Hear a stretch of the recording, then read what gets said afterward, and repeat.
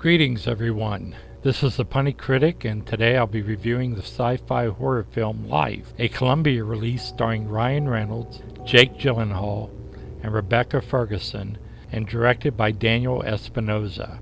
It has a running time of 104 minutes and is rated R for language, violence, and for stupid things done by astronauts aboard a space station.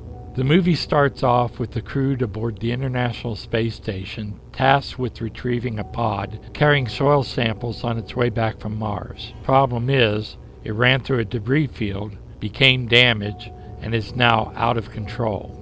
So now they either have to try and catch it with their robotic arm or knock it on a trajectory so that it goes out into deep space. Of course, they catch it. Otherwise, there's no movie.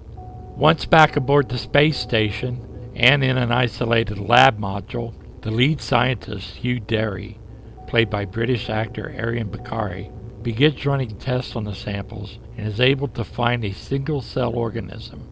Appearing motionless, Hugh adjusts its environment and gives it nutrients in an attempt to bring it back to life. Now, at this point I have to ask, is this a universe where Michael Crichton's The Andromeda Strain doesn't exist? What about John Carpenter's The Thing?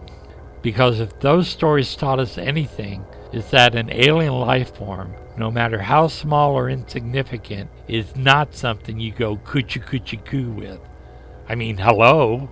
Hello? Hello, anybody home? Huh? Think, McFly, think! But if that wasn't bad enough, a naming contest was held amongst school children and the winning entry was Calvin. That's right, they named it Calvin.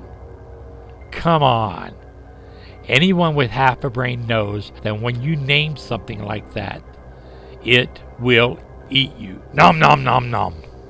The organism grows quickly, first taking on the form akin to Audrey in the Little Shop of Horrors, which then leads to something like an angelic form of a starfish. But an accident in the lab exposes the life form to the oxygen environment of the station and it seems to be lifeless once again.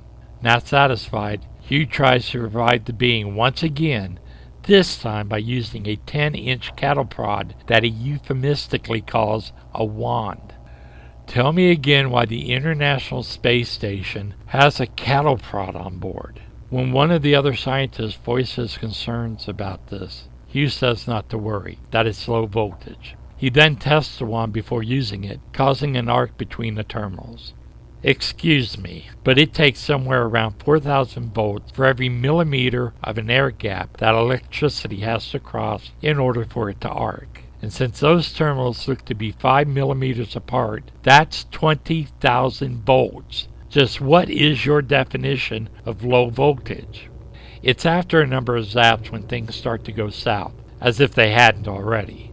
Calvin views this as an attack on his little body and decides to fight back, starting with Hugh.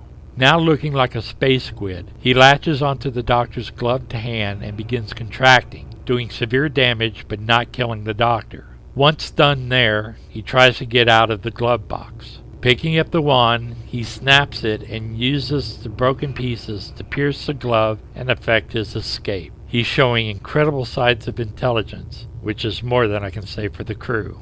From here on, it becomes a cat and mouse chase as they try to place barriers between them and it, and failing miserably. Calvin manages to pick the crew off one by one, and the ending becomes both predictable and boring. This film had both hopes and flaws attached to it. The exterior shots of the stations were breathtaking, no pun intended. Aww. But beauty alone isn't enough to carry this film. The special effects used to show Calvin's destructive nature were grisly, disturbing, and helpful to anyone on a diet. More calamari, anyone? Scenes of the crew floating about the station just smacked of wirework.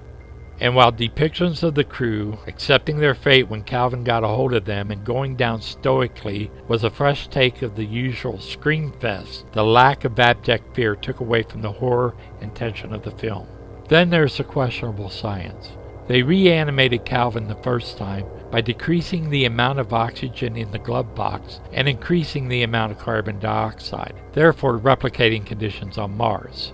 and I can only assume that it went dormant again when exposed to the oxygen atmosphere of the station.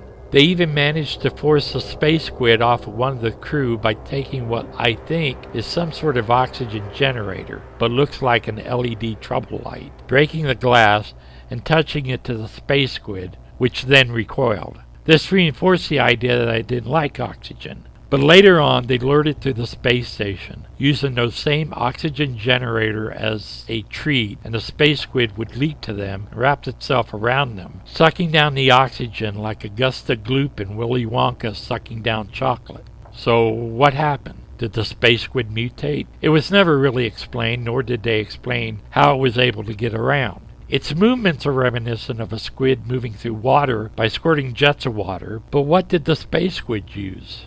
Air? What, like farting?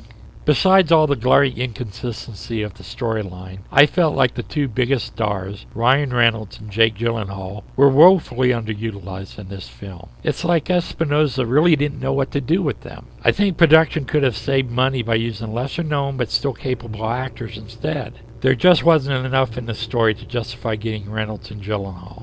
While the film is geared to sci-fi and horror fans, I feel both will be let down. The science is flawed, and the horror is severely lacking. Although I do think NASA can benefit from this film as a demonstration why 10-inch cattle prods should not be included on the ISS. But as for my personal thoughts on the movie Life, well, I think this is one that not even Mikey would touch. Did you try it? I'm not gonna try it. You try it. I'm not gonna try it. Let's get Mikey. Yeah. He won't eat it. He hates everything. So, what do you think? Am I a little loony? Do you think I'm a space cadet? Did I get lost in space and miss some other problems that you notice? Let me know. Leave your inputs in the comment section below and click on either the thumbs up or thumbs down icon. If you enjoyed the video and like to see more, click on the subscribe button below. Check out the links to my social media sites provided in the description area. And if you'd like to help me make more of these videos, visit my Patreon site by going to www.patreon.com/punnycritic. A shout out to my Patreon patron who helped fund this episode. Thank you. Until next time, this is Punny Critic saying so long.